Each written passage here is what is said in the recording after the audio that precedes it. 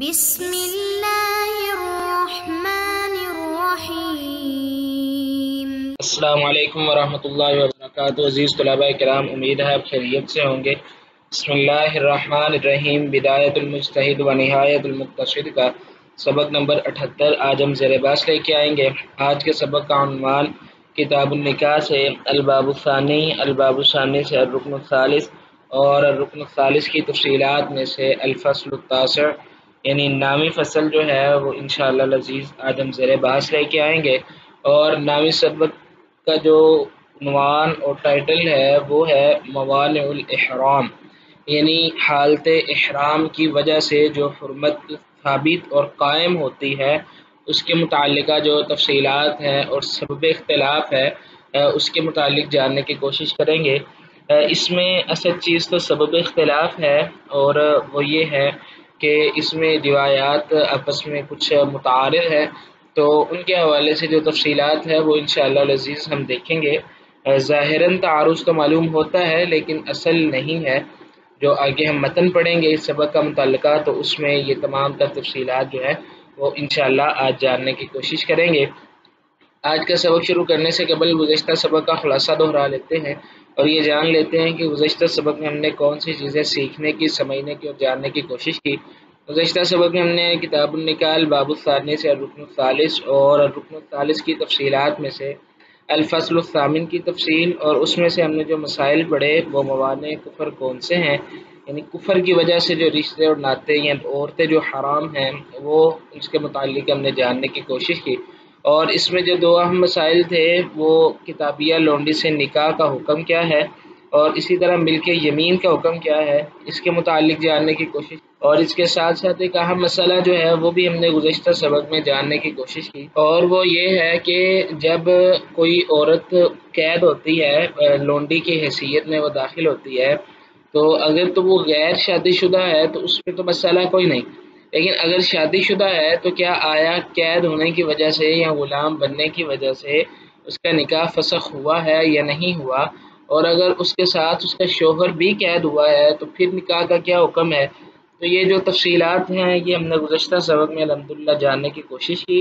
جو تفصیل کا طالب ہے وہ گزشتہ سبق لازمی دیکھے، اور اس کے ساتھ ساتھ ہم نے الفصل التاسع کا تعارف جاننے کی کوشش کی۔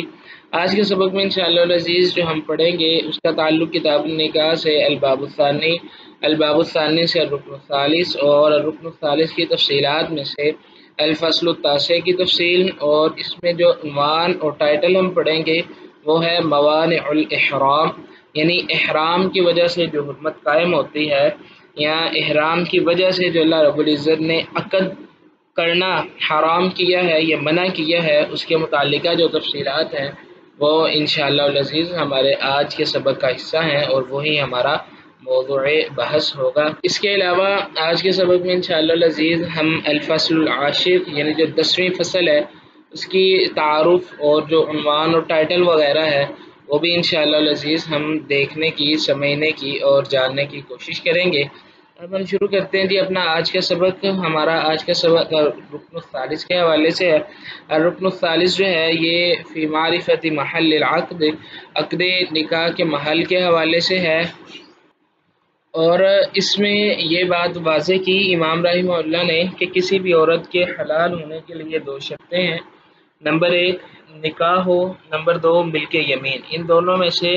ایک شرط بھی پائی گئی تو وہ عورت حلال ہے۔ اب کچھ رشتے، کچھ ناطے، کچھ حالات اور واقعات اور اسباب ایسے ہیں جن میں یہ دو شرطیں ہونے کے باوجود بھی اللہ رب العزت نے ان سے عقد کو، نکاح کو، تعلقات کو حرام کیا ہے، ان کو ہم کہتے ہیں کہ یہ موانع شرعیہ ہیں، یعنی شرعیت نے ان کو منع کر دیا اور شریعت نے ان سے روک دیا ہے۔ تو ان کے حوالے سے اولاً امام رحمہ اللہ نے جو تقسیم کی وہ دو ہیں، موانع معبدہ، نمبر 2 موانع غیر معبدہ۔ ہمارے جو پہلے اسباق چلے جو ہم نے پہلے ان کے متعلق جاننے کی کوشش کی وہ موانع معبدہ تھے، اس کی تفصیلات ہم نے الحمدللہ بالتفصیل بالترتیب ادلہ کے ساتھ سمجھنے کی کوشش کی، اس میں اللہ کی توفیق شامل حال رہی۔ اس کے بعد اب ہم موانع غیر معبدہ کے حوالے سے گفتگو کر رہے ہیں، اور موانع غیر معبدہ جو ہیں امام رحمہ اللہ نے تقسیم کیا ہے ان مسائل کو 9 فصول میں یا 9 قسموں میں، ان میں سے جو آج کا ہمارا سبق ہے وہ خامس یعنی 5واں مسئلہ یا 5ویں قسم مانع الاحرام، یعنی احرام کی وجہ سے جو حرمت قائم ہوتی ہے۔ یہاں پہ ایک اور چیز بھی واضح کرتا چلوں کہ اس باب میں اوورآل یعنی جو الرکن الثالث ہے، اس میں اوورآل 14 فصول کے تحت یہ مکمل الرکن الثالث جو ہے وہ مکمل ہوگا۔ تو اس اعتبار سے یہ ہماری الفصل العاشر ہے، یعنی 10ویں فصل ہے، جبکہ اس اعتبار سے اگر ہم دیکھیں جو امام رحمہ اللہ نے موانع معبدہ کو جن اقسام میں تقسیم کیا ہے، امام رحمہ اللہ نے یہ جو 9 قسمیں الگ الگ بنائی ہیں موانع معبدہ کی، اس میں سے یہ 5واں مسئلہ ہے اور اوورآل جو ہے یہ 10واں مسئلہ ہے۔ آگے مزید جو ہیں وہ 4 فصول ہیں الرکن الثالث کی تفصیلات میں سے۔ ہمارا سبق جو آج کا الفصل الخامس کہہ لیں یا المسألۃ الخامسہ کہہ لیں، 5واں مسئلہ، اور وہ ہے مانع الاحرام، احرام کی وجہ سے جو حرمت قائل ہوتی ہے اس کے متعلق ہے۔ امام رحمہ اللہ الفصل التاسع کا تعارف یوں کرواتے ہیں، الفصل التاسع فی مانع الاحرام، احرام کی وجہ سے جو حرمت قائم ہوتی ہے اس کے متعلقہ ہے۔ آگے تفصیلات ہیں اس کی۔ امام رحمہ اللہ فرماتے ہیں مختلف، اور فقہا کا اختلاف ہے، فی نکاح المحرمی، محرم شخص کے نکاح کے بارے میں۔ محرم سے مراد وہ بندہ جس نے احرام باندھا ہے حج کا یا عمرے کا، حالت احرام میں ہے، تو اس شخص کے نکاح کے حوالے سے فقہا کا اختلاف ہے۔ فقال مالک، امام مالک رحمہ اللہ کے نزدیک، والشافعی واللیث والاوزاعی واحمد، امام شافعی رحمہ اللہ، امام لیث رحمہ اللہ، امام اوزاعی رحمہ اللہ اور امام احمد ابن حنبل رحمہم اللہ تعالی علیہم اجمعین جو ہیں، ان کی رائے، قول اور موقف یہ ہے کہ لا ینکح المحرم ولا ینکح، نہ وہ خود نکاح کر سکتا ہے اور نہ ہی وہ نکاح کروائے گا، یعنی اس کا نکاح کرنا بھی حرام اور غلط ہے اور نکاح کروانا بھی حرام اور غلط ہے۔ نکاح کروانے سے مراد وہ گواہ بن جائے، وہ ولی بن جائے، یا کوئی بھی ایسی شکل جو نکاح سے متعلقہ امور میں بن سکتی ہے، تو اس میں پھر اس کا داخل ہونا ہی جائز اور درست نہیں ہے۔ فَإِن فَعَلَ، اگر اس نے ایسا کچھ بھی کیا، اگر وہ اس نکاح میں شامل ہوا یا اس نے اپنا نکاح کروایا، فَالنِّكَاحُ بَاطِلٌ، تو نکاح پھر باطل ہوگا۔ وَهُوَ قَوْلُ عُمَرَ بْنِ الْخَطَّابِ رضی اللہ تعالی عنہ وعلی وابن عمر وزید بن ثابت رضوان اللہ علیہم اجمعین، اور یہ قول جو ہے یعنی یہ جو نکاح باطل ہونے والا قول ہے، یہ جناب عمر ابن الخطاب رضی اللہ تعالی عنہ، علی رضی اللہ تعالی عنہ اور عبداللہ ابن عمر رضی اللہ تعالی عنہ اور زید بن ثابت رضی اللہ تعالی عنہ، ان سب صحابہ کا متفق علیہ قول یہ ہے کہ یہ نکاح جو ہے وہ باطل ہو جائے گا۔ اور اسی طرح آگے امام رحمہ اللہ دوسرا مسلک یا دوسرا مذہب یا دوسری رائے بیان کرتے ہیں، اور وہ یہ ہے کہ وقال ابو حنیفہ رحمہ اللہ تعالی، امام ابو حنیفہ رحمہ اللہ کہتے ہیں کہ لا باس بہ، اس نکاح کا کوئی حرج نہیں ہے، یعنی جو حالت احرام میں نکاح ہوا ہے اس نکاح سے کچھ بھی فرق نہیں پڑے گا، یہ نکاح جائز اور درست ہے۔ اور امام ابو حنیفہ رحمہ اللہ کے حوالے سے جو قول نقل کیا گیا یہ قدوری میں موجود ہے، اور اسی طرح امام ابو حنیفہ رحمہ اللہ کی اس حوالے سے جو دلیل ہے وہ یہ ہے کہ امام ابو حنیفہ رحمہ اللہ کے مسئلے کے حوالے سے جو تفصیل ہے وہ اس طرح ہے کہ امام رحمہ اللہ اس مسئلے کے بارے میں ایک قیاس کرتے ہیں، اور وہ قیاس یہ ہے کہ اگر اس شخص نے حالت احرام میں ایک لونڈی خریدی تعلقات کے لیے یا وطی کے لیے، اگرچہ وہ تعلقات اس نے احرام کے بعد ہی قائم کرے گا، لیکن اس نے خرید و فروخت جو کی ہے وہ حالت احرام میں ہے، تو یہ کام جائز اور درست ہے۔ جس طرح وہ لونڈی خریدنا درست ہے، اسی طرح یہ نکاح بھی درست ہے۔ اور جن فقہا کا رائے اور مسلک یہ ہے کہ یہ کام جائز نہیں ہے، جیسا کہ امام مالک، امام شافعی، امام احمد ابن حنبل رحمہ اللہ، امام لیث بن سعد رحمہ اللہ، امام اوزاعی اور امام احمد ابن حنبل رحمہ اللہ تعالی، ان کی رائے اور قول یہ ہے کہ جب ایک طرف نص آ چکی تو دوسری طرف قیاس کے ذریعے اس کام کو حلال نہیں کیا جا سکتا۔ تو باہر کیف یہ ان کی ادلہ کے حوالے سے تھا۔ آگے ہم دیکھتے ہیں جی وسبب اختلافہم، جو سبب اختلاف ہے وہ یہ ہے کہ تعارض النقل فی ھذا الباب، اس باب سے متعلقہ جو روایات نقل ہیں یا منقول ہیں ان میں ایک تعارض موجود ہے۔ فمنہا، ان روایات میں سے ایک حدیث ابن عباس، وہ حضرت عبداللہ ابن عباس رضی اللہ تعالیٰ عنہ کی روایت ہے کہ ان رسول اللہ صلی اللہ علیہ وسلم، بے شک اللہ کے نبی صلی اللہ علیہ وسلم نے نکاح میمونۃ وہو محرم، اللہ کے نبی صلی اللہ علیہ وسلم نے سیدہ میمونہ رضی اللہ تعالی عنہا سے نکاح فرمایا جو ام المومنین ہے،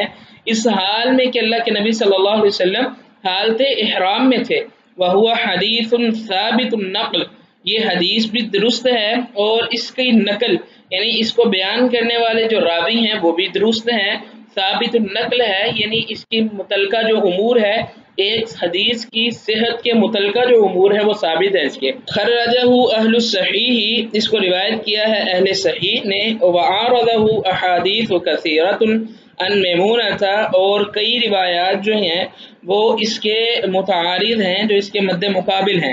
اب یہاں پہ یہ سمجھ لیجئے کہ یہ جو روایت ہے عبداللہ ابن عباس رضی اللہ تعالیٰ عنہ والی، اس کو امام بخاری رحمہ اللہ نے، امام مسلم رحمہ اللہ نے نقل کیا ہے، جبکہ امام بخاری اور امام مسلم رحمہ اللہ تعالیٰ علیہ اجمعین کی روایات کی متعارض روایات بھی موجود ہیں، اور وہ روایت سیدہ میمونہ رضی اللہ تعالیٰ عنہا خود بیان کر رہی ہیں، یعنی جو راوی حدیث ہیں یعنی سیدہ میمونہ ہیں وہ خود اس واقعے کی تفصیل بیان کر رہی ہیں، اور ان روایات کے حوالے سے یعنی جو عبداللہ ابن عباس رضی اللہ تعالیٰ عنہ والی روایت ہے اس کے حوالے سے تمام تر تفصیلات موجود ہیں، اور اس کے حوالے سے شرح بھی موجود ہے، ایک تفصیلی مسئلہ ہے۔ باہر کیف اشارتاً اس مسئلے کا جو حل ہے وہ ذکر کیے دیتا ہوں کہ حضرت عبداللہ ابن عباس رضی اللہ تعالیٰ عنہ والی جو روایت ہے وہ اس طرح اس کے متعلق محدثین نے کہا ہے کہ عبداللہ ابن عباس رضی اللہ تعالیٰ عنہ کو اس مسئلہ میں ایک غلط فہمی ہوئی ہے، اور اس وقت حضرت عبداللہ ابن عباس رضی اللہ تعالیٰ عنہ عمر کے اعتبار سے بھی ابھی چھوٹے تھے، بچے تھے۔ تو اس حوالے سے اس روایت کے حوالے سے تفصیلات ہیں، جو تفصیل کا طالب ہے وہ فتح الباری کے حوالے سے اور دیگر کتب کے حوالے سے اس کی تفصیل دیکھے، وہاں پہ اس مسئلے کی کافی شافی جو بحث ہے وہ کی گئی ہے۔ اور جو اس کے متعارض حدیث ہے وہ سیدہ میمونہ رضی اللہ تعالیٰ عنہ کی ہے،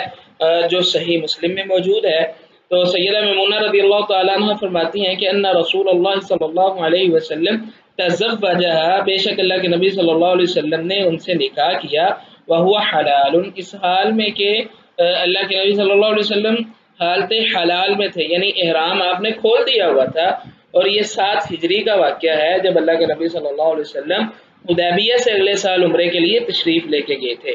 قال ابو عمر رویت عنہا من طرق شتى، ابو عمر رضی اللہ عنہ کہتے ہیں کہ اس کے بارے میں کئی روایتیں بیان کی گئی ہیں، من طرق شتى، اور ان کے طریق یعنی جو سندیں ہیں وہ بھی مختلف ہیں۔ من طریق ابی رافع، ایک طریق ابو رافع رضی اللہ تعالیٰ عنہ کا ہے، ومن طریق سلیمان بن یسار وہو مولاہا، ایک سلیمان بن یسار والا ہے جو کہ سیدہ میمونہ رضی اللہ تعالی عنہا کا غلام ہے، اور اسی طرح ایک طریق یزید بن اسم والا ہے۔ اور امام رحمہ اللہ فرماتے ہیں یعنی ابن رشد رحمہ اللہ کہتے ہیں کہ وَرَوَى مَالِكٌ أَيْضًا، اور امام مالک رحمہ اللہ نے بھی روایت بیان کی ہے، من حدیث عثمان بن عفان، حضرت عثمان بن عفان رضی اللہ تعالیٰ عنہ کی مع هذا انہ قال، باوجود اس کے کہ انہوں نے اس کے ساتھ یہ بھی کہا کہ قال رسول اللہ صلی اللہ علیہ وسلم، رسول اللہ صلی اللہ علیہ وسلم نے فرمایا ہے کہ لا ينکح المحرم ولا ينکح ولا يخطب، نہیں نکاح کرے گا محرم، نہ اس سے نکاح کروایا جائے گا، نہ کرے گا نہ وہ کروائے گا، ولا یکتب، اور نہ ہی وہ پیغام نکاح بھیجے گا، منگنی کا پیغام بھی نہیں بھیج سکتا۔ یہ حضرت عثمان بن عفان رضی اللہ تعالیٰ عنہ والی جو روایت ہے اس میں یہ ایک لفظ مزید بھی موجود ہے جس کو امام مالک رحمہ اللہ نے روایت کیا ہے۔ تو آگے امام رحمہ اللہ اختلاف کا سبب بتلاتے ہیں اور کہتے ہیں کہ فمن رجح، پس جس نے راجح قرار دیا ہے حدیث ابن عباس، حضرت عبداللہ ابن عباس رضی اللہ تعالیٰ عنہ والی روایت کو، قال، انہوں نے کہا ہے لا ينکح المحرم ولا ينکح، نہ وہ نکاح کرے اور نہ اس سے کروایا جائے، یعنی وہ نکاح سے متعلقہ امور میں شامل بھی نہ ہو۔ ومن رجح حدیث ابن عباس، اور جس نے راجح قرار دیا ہے عبداللہ ابن عباس رضی اللہ تعالیٰ عنہ والی روایت کو، او جمع بینہ وبین حدیث عثمان ابن عفان، یا اس نے جمع کیا ہے عبداللہ ابن عباس والی روایت کو اور عثمان بن عفان رضی اللہ تعالیٰ عنہ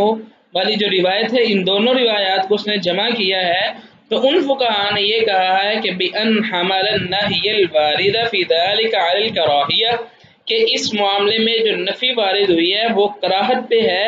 حرام ہونے پہ نہیں ہے۔ قال، اور انہوں نے کہا يَنْكِحُ وَيُنْكِحُ، اگر نکاح کرتا ہے یا کرواتا ہے تو وہ جائز ہوگا، درست ہوگا، کیونکہ یہ نہیں کراہت کے لیے ہے، حرمت کے لیے نہیں ہے۔ وَهَذَا، اور یہ جو مسئلہ ہے، راجع الى تعارض الفعل والقول، یہ لوٹ رہا ہے تعارض الفعل والقول، قول اور فعل میں تعارض کے خلاف، یعنی بعض فقہاء نے رسول اللہ صلی اللہ علیہ وسلم کے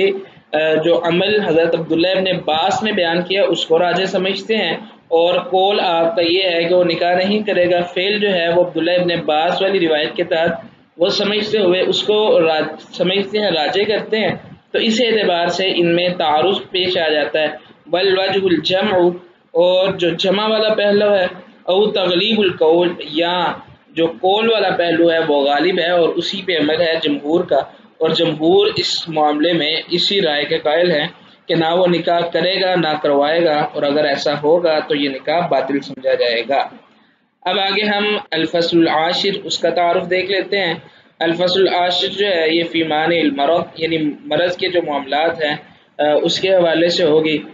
اس کی جو تفصیلات ہیں وہ ہم انشاءاللہ آئندہ سبق میں دیکھیں گے۔ آج کے سبق کا خلاصہ دیکھ لیتے ہیں جی۔ آج کے سبق میں ہم نے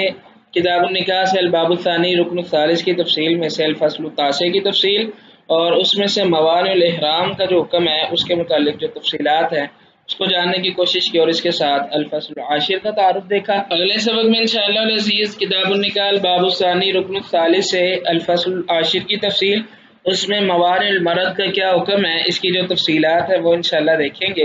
اگلے سبق سے پہلے ابھی سوال حل کریں۔ سوال یہ ہے کہ کتابیہ لونڈی سے نکاح کا کیا حکم ہے، اس کے حوالے سے فقہاء کا جو اختلاف، سبب اختلاف اور ادلہ ہیں ان کو سمجھنے کی اور ضبط کرنے کی کوشش کریں۔ تب تک کے لیے اللہ حافظ، اپنا خیال رکھیے گا۔